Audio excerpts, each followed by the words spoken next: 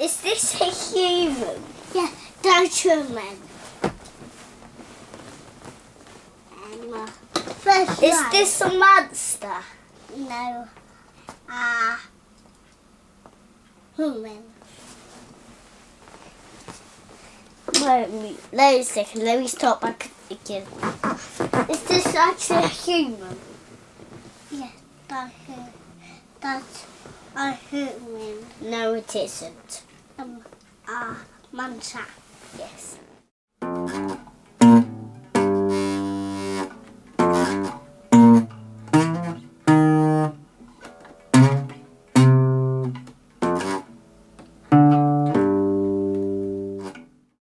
Hello, welcome to our contribution to the Being Human Festival. Philosophers have always wondered what being human means. The philosopher Martin Heidegger said that being human means never being an answer, but always being a question. And thinking about questions and how to pose them in the best way is clearly important. Today, we would like to see what philosophy can say about the perennial human topics of love and sexuality by starting with the very old, namely Plato, and the idea of Platonic love. And we would then try to move on to a rather contemporary topic, namely the topic of internet pornography that seems to be a specific dimension of the current historical world and seems to reflect at least one dimension of how we view sexuality nowadays. To begin with, I have asked these questions to some philosophy students. What is being human? I think it is to be an individual connected to others. It is to need intimacy, love and respect. I think it is to experience the world as a wonder and a bewilderment and to spend your life searching for meaning and a place within it. Being human is the joy and the pain that comes out of interaction with others, the ability to do things for others, because of others and despite of others. It is the sadness when you see someone you love sad, or the happiness when they are joyful, the desire to disregard your own needs for another. Of course there are infinite other elements, but I would simply sum it up in one word: empathy. What is Platonic love? To be close with someone in a non-sexual way, whether that be friendship or a more intimate relationship. It is important because it reassures our need for closeness without the necessity for sexuality. It reminds us that we value friendship and love as a separate entity from sexuality, and that we have all kinds of desires that need to be fulfilled. Platonic love is arguably the most important form of love in a relationship, more than sexual for a true relationship, at least in the sense that it will drive you to do far more to preserve it. In my opinion, it's the feeling where you feel as though someone is almost part of you, inextricably linked to your own mind and life. Moreover, it is baseless, at least on the conscious level, and totally uncontrollable. It is not always a positive force either, inasmuch as it can cause a lot of pain, but that also allows for the intense joys. In relation to sex, Platonic love makes it infinitely better. If we go to the Platonic dialogues, we find quite a lot of utterances about love. And it's already quite astounding that we actually have two dialogues that are devoted to the topic of love, the Symposium and the Phaedrus, and then a number of other dialogues that touch on love. And in the dialogues in general, we find creatures with a body having these philosophical conversations. So we already have, in a sense, more of the human embodied nature in those dialogues than we have in a number of other philosophical treatises. Furthermore, we actually find these human beings, these interlocutors in the dialogues, a lot of times engaged in flirtation with each other. There's quite a lot of flirtatious behavior going on if one looks more closely. And also indeed reflections on the body and on the place of the body in nature that undermine the kind of traditional Platonic idea that Plato is hostile to the body. So there are quite a number of passages that point the other way. And also explicit statements about love. So if we turn to the Phaedrus, for example, there is clearly a distinction there between something that Socrates presents as a more philosophical kind of love, where the sexual component isn't as central, and then there is a less philosophical idea of love, where the sexual activity is less constrained. But even for the philosophical kind of love, sexual activity is by no means ruled out. We have a citation where Socrates says something quite explicitly along those lines. When they are in bed, the lover's undisciplined horse has a word to say to the charioteer that, after all its sufferings, it is entitled to a little fun. We find that even when it comes to the non-philosophical kind of love, Socrates still points out that it's superior to a kind of human self-control in such a way that he thinks that love in general is a gift from the gods and is ultimately something to be cherished. These are the rewards you will have from a lover's friendship, my boy, and they are as great as divine gifts should be. A non-lover's companionship, on the other hand, is diluted by human self-control. All it pays are cheap human dividends. What is characteristic of internet porn? It is detached and devoid of the love, awkwardness and imperfections of the sexual relationships people really experience. It's problematic because it tends to employ a dominant-submissive power dynamic, which can become ingrained into how we view sex in reality. It is superficial, aiming to please the viewer by pretending to exhibit pleasure, but can fail to be mutual, for example omitting female pleasure or romanticising it. It sets unreachable standards of what we should look and act like in sex. Its main characteristics are the complete detachment from any emotional engagement with one another. It is a purely physical experience, but in a strange way, nothing like real sex. A major thing lacking from pornography is the use of hands as a tool of intimacy. It's problematic because it gives a very warped perception of sex and a perception that could definitely take a lot of the enjoyment out of it, as half the enjoyment in sex is the emotional attachment. It is also ultimately the binding of two people. Even in a biological sense, it is the agreement that you choose one another to bear your offspring, which is clearly an important decision. That is not to say that freely having sex with many people is a problem, but I feel that pornography has taken anything special out of it and that people have almost forgotten why they are doing it. Why are real interpersonal encounters important? Because they teach us about ourselves and about others. They place us in reality instead of a disassociated virtual realm. However, it's important to establish that you can experience real interpersonal encounters online, such as having an online relationship. In a way, they can be more powerful, reliant on talking and evoking emotion or intimacy through words alone, rather than physicality. This is not to say that they're favourable over relationships in person, but in today's society they should be viewed with the potential to have meaning and intensity, instead of being looked down upon as not real. Because, as I've said before, the emotion involved in bonding is paramount to the enjoyment and the healthy development in most aspects of your life. People happily having sex with someone on a regular basis tend to be happier, and there's a lot to be said for that, not just because you're getting laid. I'd argue that the happiness is born from the repeated bonding with someone, which validates both your existences, as our main instinctual drive is to continue our species, or put simply to have sex, so clearly the reality of that is going to be beneficial. To recreate this in a virtual environment uses only the virtual stimuli, and this removes all the other parts which are good. Moreover, if watching porn from a young age, then people's perception of sex will be warped and ruined, and it will create a strange society. The difference between pornographic sex and real sex is monumental, and pornographic sex looks like as if it was recreated in real life. It would be quite mediocre. What then about internet porn? Well, Tanja, it's a difficult question. It's a question which I cannot answer in a brief way, unfortunately. And for that reason, I will just mention first of all, the state of the internet porn, because it's quite important that with the advent of internet and the availability of internet porn without any kinds of difficulty, its pervasiveness in general, and also it becoming a topic of not just a conversation but scientific work of all kinds, means that it's entered into our society in in a way that will be almost impossible to eliminate if we wanted to. The question here would be, why should we?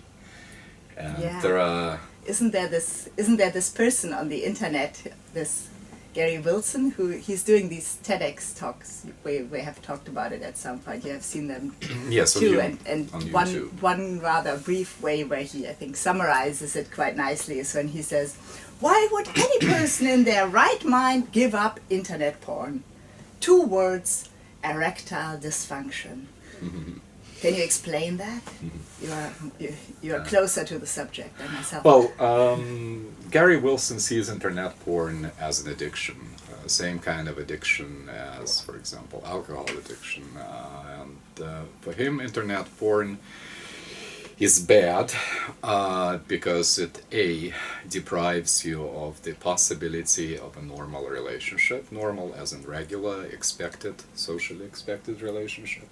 So it produces a very strong anti-social effect. Of course, in the privacy of your home, you can just enjoy yourself as much as you want, and literally as much as you want. And the second part is the illusion of control, which allows the user of the internet porn to pretty much manipulate internet media to his or her liking by not only selecting the right scenes and episodes, collecting them, compiling them, switching from one tag to another, creating all sorts of fetishes. Some are created for them already. In other words, enjoying themselves in isolation, expecting at the same time, and this expectation is confirmed by the psychophysical negative effects, expecting that whatever fantasy are created by the internet porn can be played out in a real life situation. However, in a real life situation, what usually happened, and I mentioned psychophysical effects, is erectile dysfunction and the inability to perform in a way that would be pleasant to your partner, which is a serious danger for not just the society in general, but especially for the growing generation, because internet porn is widely available, and there are no mechanism that could prevent teenagers not only from watching it, but also from participating in it. And that's the only form of participation that internet porn actually allows, by placing your own video, on an internet website, and therefore be a part of some kind of a enormous global orgy of sorts, and also confirm your illusion that you are participating in a sexual activity, while in fact you are not, because internet porn creates a solipsistic kind of way of view of sexuality. If I am to sum up this particular negative effects of the internet porn, of course there are also some positive effects, but they are clearly outweighed by the negative effects. Yeah, I mean, one of the things that I find quite interesting about this research, and the way in which we now then gain a perspective on it through people who come from this psychological, even also in a sense neuroscientific perspective, and look also at brain structures and at the way in which internet porn has similar effects to other kinds of indulgences and releases the same hormones and so on. One thing that I find quite interesting is that it also sheds a light on the kind of research that is being done there, and how difficult it is. I mean, there are a number of difficulties actually that one could talk about, but one, as far as this particular kind of explaining the problem is concerned, that struck me had to do with this. I mean, you were mentioning internet porn and this sort of tagging, and that you basically can bring stuff to yourself at mouse click, sort of in a kind of way in which, of course, you can never do it in the real world. But then the question is still, I mean, the people who approach it from the scientific perspective want to try and find evidence as to why that creates problems, and then the kinds of explanations that we get are quite puzzling, if not even sort of a bit amusing to me. Namely, then we suddenly get Darwinism being brought in without that needing to be justified seemingly in any way, and the kind of fact that apparently a goat, when mating several times with one and the same other sex goat, keeps on taking longer and longer to ejaculate, whereas if that goat is provided with 5 different new goats, the pattern of ejaculation is much more sameish. Well, those are just the kinds of things where I'm immediately wondering why there is no questioning of the fact that humans are not like goats to start with, and then a different kind of research would need to be done. Namely, if it is about the length that people take towards orgasm, I would think one would have to factor in things like habitualizing sex in a positive way, which is, that's something that initially sounds strange, like why would habitualizing sex in any way be good? How can habit sex be good, so to speak, to use this sort of term that Merleau-Ponty brought into the philosophical discussions about the habit body, which is not as important for our purposes. But the interesting thing there would be to say, well, what if we don't go in the direction of these kinds of scientific explanations, but in fact observe how we actually go about our sexual life, how sex is actually being conducted, and then perhaps there can be actually something productive, fruitful, helpful about establishing a sexual routine with somebody and actually knowing what the other person likes, knowing how things best work out. I very much doubt that the goats are going to do that, and that could potentially be the kind of thing that would stabilize this ejaculation pattern. But the funny thing there is also, how do you do that kind of research? That's why I find this series Masters of Sex about Masters and Johnson actually really quite interesting, because for me there's a very interesting sort of phenomenological moment in that series. I have a bit of an obsession with phenomenology and will not really explain it here in detail. Yeah, I would like to.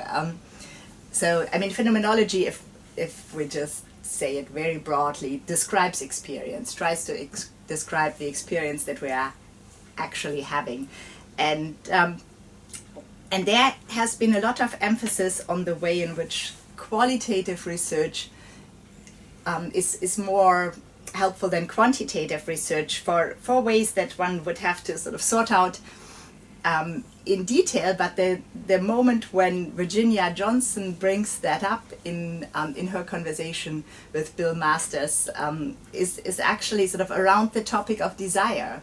So because they are measuring how fast both parties take towards orgasm, and then she at some point points out that desire is something that they haven't entered into their equation. So they are pairing up these people, but there is this tall blonde guy whose name I have forgotten, who is very much attracted to this, her name I have forgotten as well, and that of course skews the data as far as quantitative data goes. But for a qualitative description of the experience would actually be a very interesting aspect of the research. And so I think those are the kinds of things where also the fact that sexuality research is generally difficult to do then suddenly also come to skew the picture in various ways again. Yes, I certainly would agree about the difficulty of live research or ethnography. In particular, because you would have to not only allow someone to observe you, but observe you in the sexual act, but you also, under the pressure, well, not unlike actually and ironically, pornography actors and actresses, under the pressure to perform not for the other who is observing you, but naturally. So in other words, naturally occurring sex is difficult to research already because it's considered to be highly private on the one hand, and we're not used to being sexually, well, open and carry our sexuality sort of on our sleeve, you know, at all times. And that's why internet porn, back to internet porn, deprives us, you're absolutely right, deprives us of the things that are extremely difficult, if not impossible, to measure. How, for example, do you measure seduction? You mentioned desire before. What would be the mechanism of something, or even more so, such a tiny, almost a pre-sexual, not sexual phenomenon like flirtation? You know, how do you measure this kind of phenomena, you know, which have something to do with sex, but are not necessarily grounded in sexuality, are not necessarily are not to be worked into the equation every single time, you know, that you utilize them when seeking some kind of sexual pleasure. With pleasure, it's a little bit easier, it seems, you know, but it's also a very ambiguous phenomenon. And what's being taken out of the equation with internet porn, where you basically deal with the same kind of material, so you don't only control it. I mean, so sameness settles for you. And so it's also harder to find a partner and let yourself go, and also seduce that partner in ways that would be not at all taken from watching internet porn. Yeah, because it becomes more and more difficult to somehow envision the steps that stand between you in your home by yourself with your computer and the actual experience in the flesh, where pornography gives you the impression that basically you're right there with genitals in action.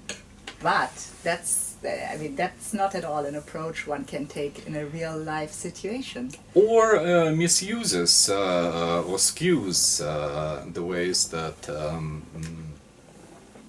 stand the makers of internet porn would want to stand for real life flirtation, for example, because lots of especially old pornography rolls show some kind of a setup. A woman stopped on the street and asked to go and have great sex. Plumber, always the plumber coming into the house is what I Or like the in seduction, traditional or the seduction of or sex with sex in the office, or sex, with a plumber or refrigerator repairman. More disturbing, of course, are those setups that deal with relatives, or alleged, of course, relatives. But that's, again, one of the things that internet porn can do. It can create those fantastic fetishes. For example, one man and 25 women, that would probably, for the majority of internet porn users, would never come through. However, these very images take away take away from a conversation that you could have in a cafe with someone you like, because if your approach to the opposite of same sex, who you feel attracted to, is motivated by something that by definition cannot be done, then you would most likely abstain from even the initial contact, or conduct it awkwardly and fail. And so the likelihood to get thrown back just on your own self and your sameness and the sort of comfort of your own home where you can find all that very easily is of course very tempting. But I mean, one of the things that that then again brings us back perhaps to the kinds of philosophers who would say something about indeed the experience of that. And I mean, what I find again interesting about this research that people like Gary Wilson present is that they come to the same kinds of conclusions a lot of times without then being particularly in a position to elaborate on them, but some of what feeds into that is strange. So I mean, the goat is ultimately not needed. One interesting realization is that the people who experience the people who experience negative effects from porn usage, it seems, are basically 100% healed if they indeed manage to stop with internet porn usage and just go, as it were, cold turkey. And so that certainly confirms the basic hypothesis tremendously. But then again, that we don't need the goat to know that. But the other thing about that is also that then there is again a kind of temptation to leave out the ambiguity that is important around love and sexuality. And there's then always this temptation in society to go back into the old black and white thinking. There is now a very strong movement that is called no fapping. Fapping is apparently an internet slang term for masturbation, and nobody quite knows how it arose. But there's a movement that basically says stay away from internet porn, but stay away also from masturbation overall, and that will then improve your actual sex life. Well, that might in a sense be true, but to me it nonetheless means to misunderstand the matter, because I mean the idea that masturbation is to be frowned upon is a very old one and was then luckily dismissed at some point, because there can also, for somebody who has real difficulties establishing an actual sex life, that it can be a helpful outlet. And the people who are part of this strange no fapping movement then describe their gains sort of along the lines of, suddenly I find every girl attractive or something like that. Well, that's not necessarily quite the outcome that one wants, you know, that somebody just gets so desperate that they're just in any sort of situation only thinking about sex, you know, just because they have been part of this 90 days without any masturbation kind of challenge. So that to me is a kind of going the other extreme that ultimately again comes from not really looking carefully at the phenomenon, not really looking at what sexuality actually means and how important it would be for us on the one hand to learn to talk about it, and also to learn to indeed think about it not in these biological terms of Darwinism and so on and so forth, but to think about it indeed in social terms, like how flirtation, how seduction are an interesting way to relate to the other and to explore how different the other is, which is the kind of thing that one loses track of more and more when staying in the comfort of one's own home with one's own buttons. You know? Right, and that brings me to what you were talking about earlier, namely the need for other disciplines, and especially the humanities, to participate in this research in order to show, for example, how seduction is structured, why internet porn is bad on account of the absence of wonder, connect perhaps wonder, the sense of wonder, to a philosophical concept of eros, of which you know so much more than myself. And therefore create an understanding outside of the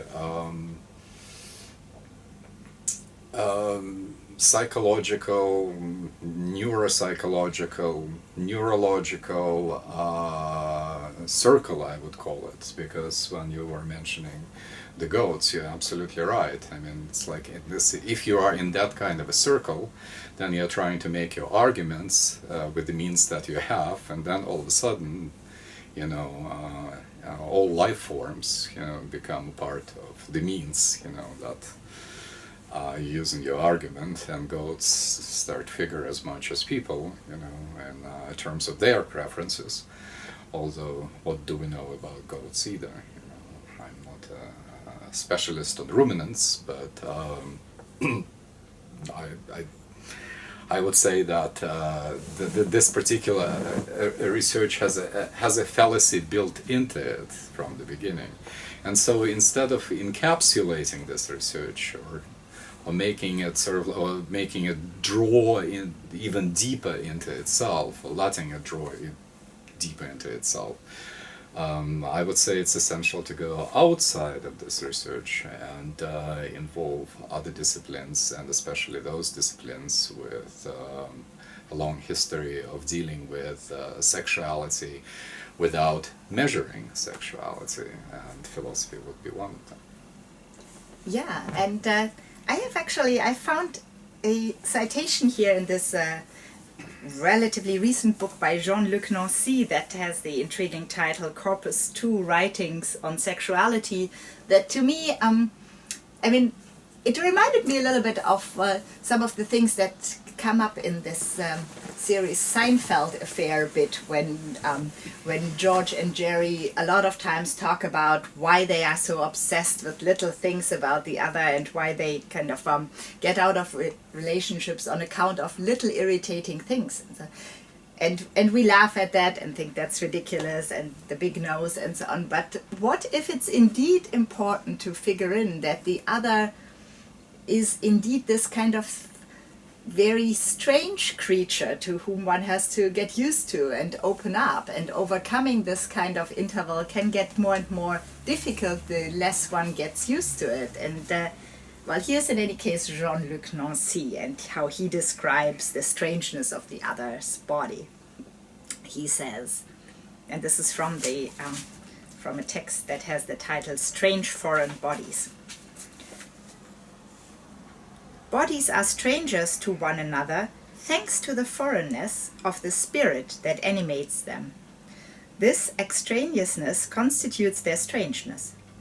Not only are bodies strange, but they do not recognize one another and approach one another only with difficulty, obliged to overcome at least a certain mistrust, and sometimes a fear or even repulsion. A body does not easily touch another body, because it knows that this proximity threatens to strike them both down in a new flaring up of the desire of spirit. The citation by Jean-Luc Nancy is of course indeed quite a difficult piece of text, and especially the usage of the concept spirit is always something quite difficult. It points back to Hegel, to the German philosopher Hegel, who introduced this concept into the philosophical discourse.